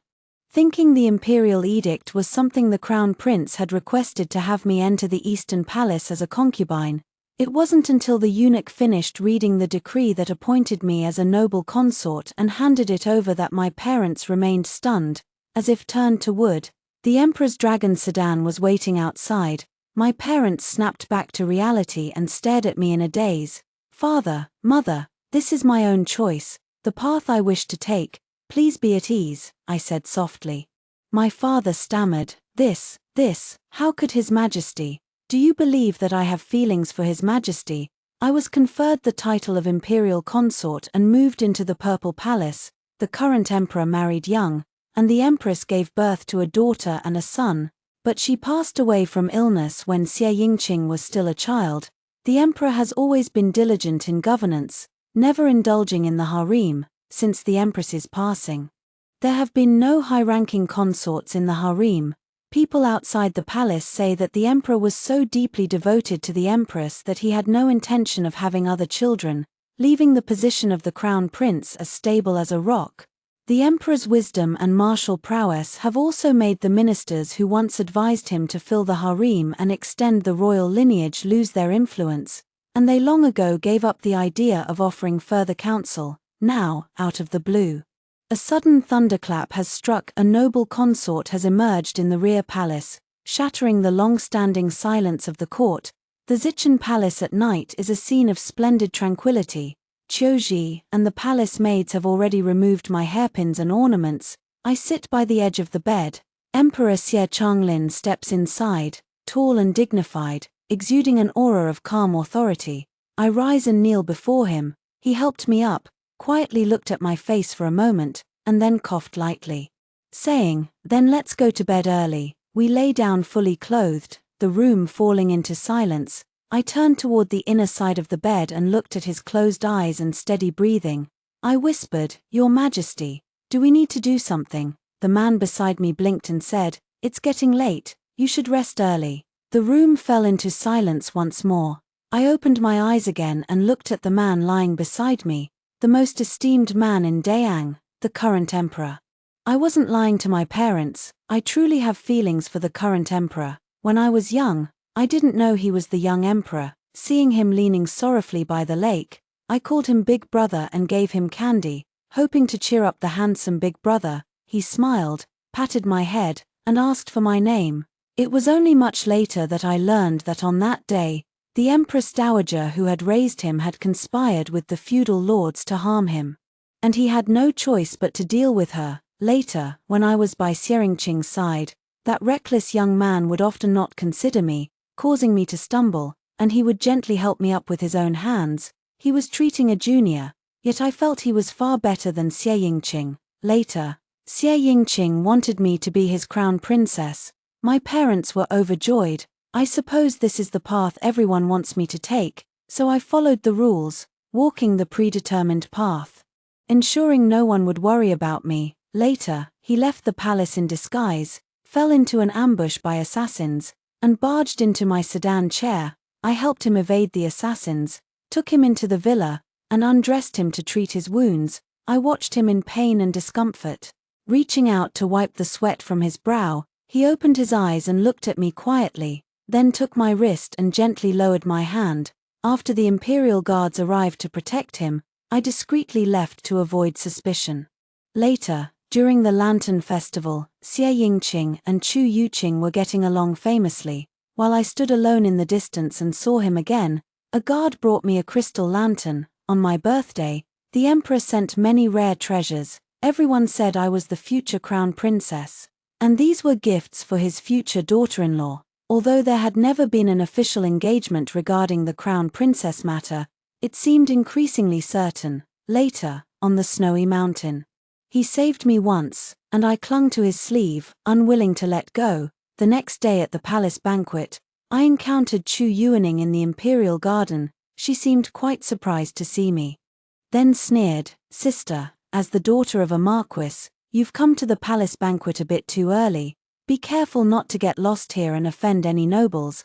I had no interest in revealing my identity to her now, nor did I care to engage with her. "Shouldn't you, Miss Xu, pay your respects to me?" The third-rank crown prince's concubine, Chu Yuaning, had her maid block my way, her face filled with the arrogance of someone who had climbed to the top, audacious. Behind me, the palace maid Yuxin's voice was stern. Chu Yuaning was taken aback for a moment, then sneered, "What kind of act are you putting on? Sister, do you think you're a royal consort now? Phut! Someone, hold down this young lady from the marquis's household and make her kneel to apologize to me." Her maids immediately stepped forward, and the palace maids by my side also moved in. "How dare you!"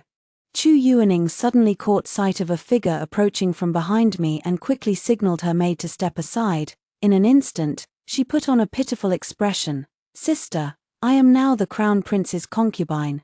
Though I do not hold it against you, you should still show me some respect. After all, we are in the imperial palace. How can you still act so recklessly?" "Sister." The moment I saw her like this, I knew someone was about to arrive. Sure enough, Xie Yingqing stormed over angrily. "Xu Yusheng, how dare you be so insolent to Yuaning?" My eyes are about to roll to the back of my head. "Your Highness, please don't be angry. I'm already used to my sister treating me this way. If she doesn't want to bow to me as a concubine, I won't force her, but since we're in the palace..." If she still shows no respect, I'm truly worried about her situation, Chu Yuaning said with a hint of grievance. Shu Yusheng, Yuaning is now my concubine, how dare you show her no respect? Kneel down and bow properly, Xie Yingqing said sternly. Your Highness. Zhushan beside me was about to speak up again. Xie Yingqing's sharp gaze swept over. Who gave you the right to speak here? Guards, have Shu Yusheng perform the grand salute to the side consort. His guards moved into action once more. The Crown Prince and the Crown Prince's side consort certainly have an imposing presence, though it seems they are a bit blind. The palace maid beside me stepped forward to shield me. I straightened my clothes and spoke coldly. What did you say? Xie Yingqing squinted at my bold words and actions. Zhushan was not afraid in the slightest. Chu Yu's eyes flashed. Sister, how dare you speak of the Crown Prince like that? Just then, a eunuch came to report. Your Highness, His Majesty requests your presence. Xie Yingqing dared not delay, and with a cold snort, he took Chu Yuaning away. Shu Yusheng, I'll settle the score with you later. Once you enter the Eastern Palace in the future, there will be plenty of rules for you to learn. After that, Xie Yingqing left with Chu Yuaning, who was eager to see the emperor. Chu Yuaning thought that in the future, she would definitely be able to grind Shu Yusheng to death. Your Highness, a mere crown prince's concubine dares to be so disrespectful to you. She really has a death wish, Zhushan said with displeasure. No rush, let her be arrogant for just a little longer. I smiled, thinking. With such a powerful backer I've found, what is there to worry about? In the grand hall, the princes and high-ranking ministers gathered. Your Majesty, the imperial consort has arrived. Following the eunuch's announcement, all the princes and ministers knelt down and shouted in unison. Rise, my ministers. Today's banquet is for me and the noble consort to share joy with all. The emperor's majestic voice resounded. Thank you, Your Majesty. The ministers rose to their feet, all looking upward. When everyone saw the legendary noble consort, seated beside the emperor, suddenly, in the great hall, there were many sharp intakes of breath, all from familiar faces I recognized. Xie Yingqing's carefree and indifferent expression froze completely. His eyes filled with disbelief as he looked up, staring at me seated beside his father. Shu Yusheng. How could it be Shu Yusheng? Chu Yuaning let out a scream of disbelief. The emperor's cold, intimidating gaze swept over, causing Chu Yuaning to tremble. How dare you? How dare you show disrespect to the imperial consort? Kneel down at once. Chief Eunuch Ingda spoke up. Chu Yuaning trembled all over and, under the emperor's overwhelming pressure, abruptly knelt down. She gave me one last look, filled with resentment and disbelief. Xie Yingqing remained frozen in place, staring at me in utter disbelief. The emperor turned to look at me. I heard that the crown prince's concubine also showed disrespect to you in the imperial garden earlier. I nodded. The crown prince's concubine has shown disrespect to the imperial consort and behaved improperly before the court. She is to receive 20 lashes and be demoted to the rank of Fengyi. The crown prince, for his disrespect to the imperial consort, is to be confined to the Eastern Palace with his concubine for 1 month. The emperor decreed. Chu Yuaning's face paled once more. She looked up, still casting a resentful, unwilling glance at me. I sighed inwardly, thinking how with a single status, everything becomes effortless. Just as I was once merely the daughter of a marquis's household, facing the crown prince, I had no power to fight back, allowing myself to be manipulated and shaped at will. Now, as a noble consort, no matter how many delicate tactics Chu Yuaning employs, the crown prince cannot save her. It's truly satisfying to have someone backing you up. No wonder Chu Yuaning was so smug before. Unfortunately, no one can surpass the powerful support I have. Perhaps it's a bit shameful not to rely on my own abilities to fight back, but this position of imperial consort was earned by me, wasn't it? I am quite at ease with it. Marquis Shu and his wife have raised their daughter well, nurturing a fine noble consort for me. A reward. Marquis Shu's wife is hereby granted the title of first-rank Lady of Honor. The emperor bestowed another reward. Thank you, Your Majesty. My father and mother knelt down to solemnly express their gratitude. In the grand hall, the veteran ministers, after assisting the diligent and conscientious emperor for many years, suddenly felt the reality of the emperor having a favored consort. Father, Xie Yingqing finally spoke out tremblingly. Shu Yuxing is my crown prince. The emperor's voice was cold and stern. You are now an adult and have taken a consort. You should understand the rules of conduct. How dare you act so recklessly again? Xie Yingqing trembled. The emperor's wrath shakes the heavens and the earth. Thus, in the great hall, all sounds fell silent, singing and dancing in peace and prosperity. Many gazes still turned towards me, and I casually looked back. After the initial shock, Zhu Qingyang gave me a thumbs up with admiration. As if to say that I truly wasn't acting on impulse, the other noble ladies wore expressions of panic and fear. The once mocked Shu Yuxing of the capital has now become a royal consort. The emperor held my hand and said, "Have something to eat, don't go hungry." At a banquet, each mind harbors its own thoughts. Only Xie Yingqing's glance at me before leaving still carried a hint of unwillingness. In my first month in the palace, the harem was quiet and idle. With only one consort and two noble ladies, when they came to pay their respects to me, aside from curiosity, they showed no other intentions, and seemed to have no desire to compete for favor. They were much older than me, and I didn't know how to interact with them. I also didn't want them to be overly formal with me upon meeting, so I rarely saw them. The Purple Palace is filled with many things I love, including a rare and exquisite zither, as if he knew about the day I smashed the instrument. The emperor often comes to keep me company. We would be in the same space, one reviewing memorials, the other writing and sketching, occasionally chatting about things from books or interesting stories from outside the palace.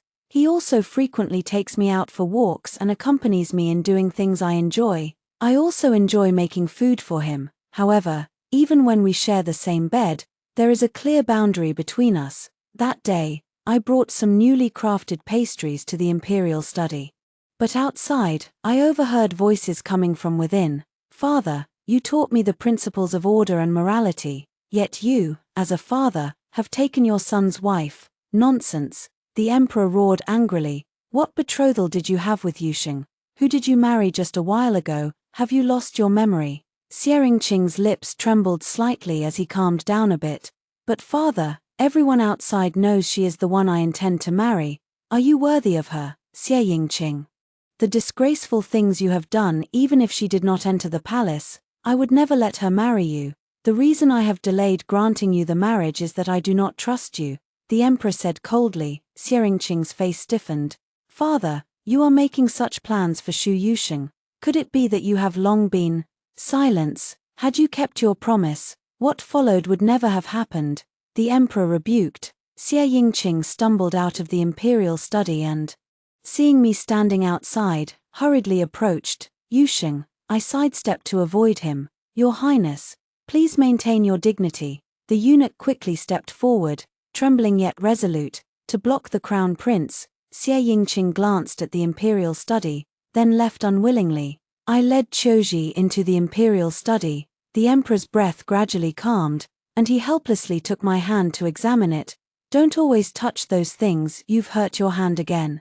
"This is my recent interest." I smiled as I brought out the carefully crafted pastries I had worked hard on and handed them to him. "Try one quickly." He took a piece, chewed it slowly, and nodded in approval. "It's becoming more and more palatable." "Is that a compliment?" I was speechless. He looked at me with a smile and then gently asked, "Do you feel a bit bored in the palace?" I shook my head. "I still have many things to do." I hesitated before speaking. "Will you come to Zichen Palace tonight?" He paused for a moment and said softly, "All right." But when night fell, he simply said, "Let's sleep," and lay down beside me, peacefully drifting off. I lay quietly on one side and finally asked, "Why doesn't your Majesty touch me?" The person beside me seemed to have fallen asleep, yet he spoke again. "Does Yuxing truly wish to be intimate with me?" I was taken aback, thinking of the few concubines in the harem, and how he had once been in perfect harmony with the empress, with children of their own. "He is over 20 years older than me. He was once my elder. I do not wish to share a husband with others." In truth, I have also thought that if I were to marry Xie Yingqing, I would eventually have to face the 3 palaces and 6 courtyards, but I accept the path that is set before me. focusing only on what I must do.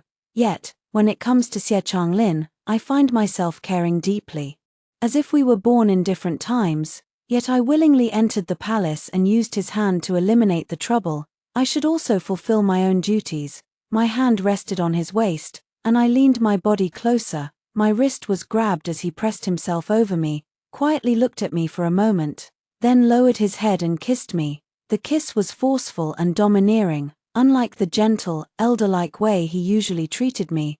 I was so inexperienced that I didn't know how to breathe. Feeling suffocated, he pulled back, and I gasped for air. He watched me quietly, and I didn't have time to hide my resistance and avoidance. Then he got out of bed. I still have some memorials to read. You should rest early. He then put on his clothes and left. During the day, I sat by the palace lake, troubled by the current strained relationship with the emperor. The palace attendants around me were suddenly sent away. I stood up and saw Xie Yingqing walking forward. What is the crown prince doing? I cautiously tried to step away, but Xie Yingqing blocked my path. Yusheng, I know you entered the palace as a consort because I married Chu Yuaning, right? I'll take you to explain everything to the emperor. I don't mind that you've been with the emperor. I'll marry you as my crown princess. He grabbed hold of me. I hurriedly pushed him away. Your Highness, please show some restraint. I am already your father's imperial consort. What imperial consort? Shu Yusheng, my father is over 40. Would you rather be a concubine to an elder than be with me? I admit I was a scoundrel before, ignoring your feelings, believing one-sided words, and letting Chu Yuaning target and frame you. I have already brought Chu Yuaning here to kneel and apologize to you. Guards. Xie Yingqing called the guards to push the disheveled Chu Yuaning over, forcing her to kneel down. He then said to me, Yusheng, it's all because Chu Yuaning used to sow discord between us, causing me to misunderstand you and even driving you to seek out my father. I will expel her from the capital, ensuring she never appears before you again. Kneeling on the ground, Chu Yuaning's face turned pale. I looked coldly at the man before me. Your Highness, do you only know how to shift the blame onto others? Who gave her the opportunity to harm me in the first place? Xie Yingqing's face stiffened. Yusheng, I know I was wrong. I just felt that you didn't seem to need me that much. And your eyes when looking at me were always so calm. I lost myself for a moment in Chu Yueqing's tenderness. I just wanted to temper your disposition a little. Enough, Your Highness the Crown Prince, whatever happened between you two has nothing to do with me. I am now your father's imperial consort. I hope the Crown Prince will be more careful with his words and actions in the future. I will pretend I never heard what was said today. If you try to stop me again, I'm afraid the Crown Prince won't be able to bear the consequences, I said coldly, then turned and walked away. Young Sheng, Xie Yingqing grabbed me again, his behavior already improper, a 17-year-old girl like you. Are you really so eager to give yourself to a 40-year-old man? Don't you find yourself disgusting? Crown Prince, how dare you? The Emperor's voice, heavy with anger, echoed as Xie Yingqing was pulled away by the guards. The Emperor drew me into his embrace, and seeing that I was unharmed, he turned a dark gaze toward Xie Yingqing, who had knelt down. He kicked him over. I have truly been too lenient with you. Do you intend to rebel? Guards, take the Crown Prince away and confine him to the Eastern Palace. He is not to leave without my order. Xie Yingqing scrambled to his feet in panic. Father, the Emperor led me away. At that moment, Chu Yuaning, still kneeling there, glared at me with venomous resentment. I, who was being so protected by the Emperor, between the Crown Prince and a consort, it was the consort who was being shielded. She resented that I, having lost the Crown Prince, now had the Emperor. Knowing she had no chance of turning the tables, she drew a dagger from her bosom with bitter hatred and charged forward. Shu Yusheng, die. Yet it was a path to her own doom. With a single kick from the guard, she was sent flying, crashing onto a stone pier and spitting blood. The Emperor who sent me into the palace told me to rest well, then prepared to leave again. I quickly grabbed his sleeve. He paused slightly. Your Majesty, by making me a noble consort, do you intend for me to spend my life alone in an empty chamber? I said gloomily. He turned back to look at me. I know why you want to be my consort. I paused for a moment, lowering my gaze slightly. My main purpose is indeed to seek protection. Do you know why I made you a noble consort instead of the empress? He asked again. I was stunned again. I am not worthy, he frowned slightly, simply saying helplessly, the crown prince was right about one thing, you are still young. And truly not suited for me. I looked up at him in a daze, he gazed quietly at my face. Back then, letting you choose another suitable husband was giving you an option, only making you a noble consort was giving you another chance to choose. Think it over carefully, I will let you go, he finished speaking.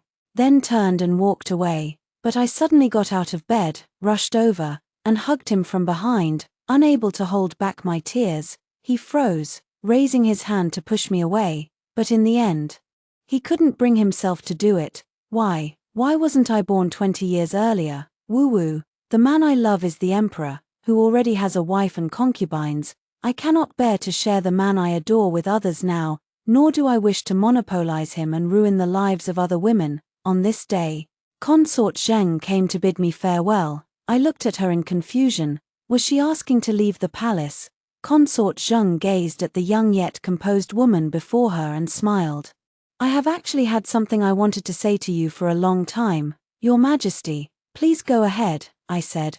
Back then, Her Majesty the Empress saved many women, including myself and those two noble ladies. We were willing to stay in the palace as a facade for Her Majesty after she passed away. She said, what? I didn't quite understand, she continued. The late Empress and His Majesty were childhood sweethearts. She said that since she had married him with her purity intact, she only wished for the two of them to be united as one and did not want her husband to have multiple wives and concubines. His Majesty agreed, which is why there have never been any other women in the harem. I listened in a daze and said, I have also heard of the deep affection between the Emperor and the Empress. A hint of bitterness still lingered in my heart, but it was overshadowed by admiration. Concubine Zheng smiled faintly and said, before the late Empress passed away, she told me that in such an era, it was already rare for her to earn her husband's respect and loyalty, give birth to a daughter and a son, have no rivals, and enjoy harmony in all things. She did not demand anything more. She said her mission was complete, so she could leave this world. Yet I still felt confused and puzzled, as some of the words were beyond my understanding. It seems the late Empress knew when she would pass away. She told me that I could carve some hidden messages on jade pieces, bury them underground, and perhaps 1,000 years later, she would see them, saying she wanted me to chat with her about the gossip of the future Dayang Palace. She laughed again. I was stunned, growing even more confused. She continued, the late Empress also told us not to grieve over her departure, as she was merely returning to her own world. Seeing her relaxed demeanor, I couldn't help but believe there truly is another world. She said the only thing that saddened her was letting down her two children, but she also wanted to be selfish for once, for herself, for the brilliant life she still had ahead. She believed that under the wise and heroic care of His Majesty, her two children would grow up well, and she was at ease. Before the late Empress left, she even asked for a divorce letter. She said she had one more regret.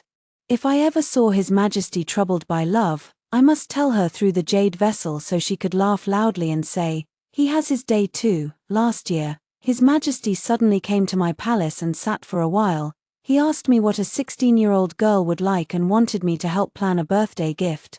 Consort Zheng glanced at me calmly. I was already dazed by those words, and now I was stunned again. At that moment, I suddenly remembered what the late Empress had said. A 16-year-old girl, after the initial shock, is left with nothing but sighs. What is there to be wrong with it all? She sighed. His Majesty has long said that we may leave at any time, and we will still live in wealth and comfort. So, Your Highness, we shall take our leave here. I sat in the palace for a long time, then stepped out of the Zichen Palace, not heading toward the Taihe Hall, but instead going to the Eastern Palace.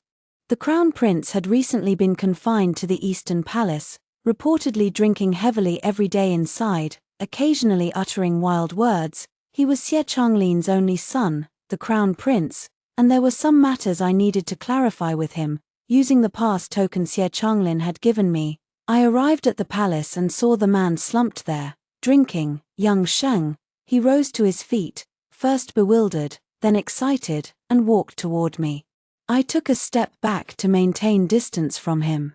"Young Sheng, have you come to your senses? You don't want to follow father anymore," he exclaimed excitedly. I said with a calm expression, "I came to tell you that I truly never liked you. It was your words, asking me to become the crown princess, that trapped me. So I gave up all other thoughts and learned to be a proper crown princess. You were the one who shattered all of this, and I feel a sense of relief. I have admired someone for a long time. That person is the most esteemed man in the world. After I realized I would not become the crown princess, I allowed this admiration to turn into affection. Xie Yingqing, you need not use my name to harbor resentment towards your father, nor should you think that if you hadn't done those things, we could have reconciled. Between us, there was only a jest about becoming the crown princess. We never loved each other, and we were never together." I stepped out of the palace. And outside stood a man, tense and anxious. Seeing me emerge unharmed, he seemed to breathe a sigh of relief as he approached, merely raising his hand to gently brush aside a strand of my hair. I, however, threw myself forcefully into his embrace. Even though he remained somewhat stiff, he allowed me to hold him. When Xie Yingqing opened the door, this was the scene that greeted him. The girl was filled with a deep attachment, nestled in a man's arms, something she had never shown him before. He looked at his father, wanting to reach out and embrace him but not daring to do so. His chin rested on the top of his head, as if with a sense of longing. "Was that the ever-ascetic emperor? You are truly disgusting," he roared out, then slammed the door shut with force. I finally managed to get this emperor onto the bed and tore off his clothes. Panting heavily, I sat on top of him. "Do you really expect a teenage girl like me to take the initiative? Aren't you ashamed?" he coughed. Wrapped his arms around me, flipped me over, and pinned me beneath him, staring at me quietly. "Shu Yusheng, I will grow much, much older than you, and I will leave long before you do. What will you do then?" I hummed, thinking, "By then I'll be the Empress Dowager. What is there to fear?" I wrapped my arms around his neck, speaking earnestly. "Then you must try your best to live a long, long life. Okay." He gazed at me with longing and whispered, "Say my name, Xie Changlin." I called out softly, "Say it again, Changlin." The forceful kiss overwhelmed me once again. Yet at the very last moment, he stopped. He said he would wait until after the coronation ceremony.